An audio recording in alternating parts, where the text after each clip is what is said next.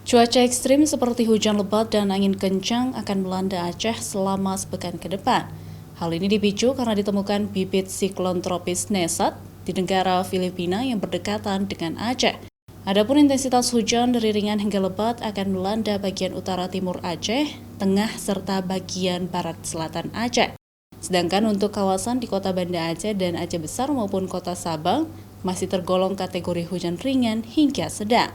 Sementara itu, BMKG Aceh Besar menghimbau agar warga waspada terhadap angin kencang, banjir, dan tanah longsor, terutama pada bagian daerah yang rutin disinggahi bencana banjir. Terlihat ada pengaruh siklon Nesat yang ada di perairan utara Filipina secara tidak langsung mempengaruhi kondisi cuaca yang ada di Aceh, yaitu berdampak bisa hujan dengan intensitas ringan hingga lebat disertai angin kencang, karena di situ terlihat bahwa angin kencang di wilayah Aceh masih terjadi, yaitu sekitar antara 8 hingga 40 hingga 50 km per jam.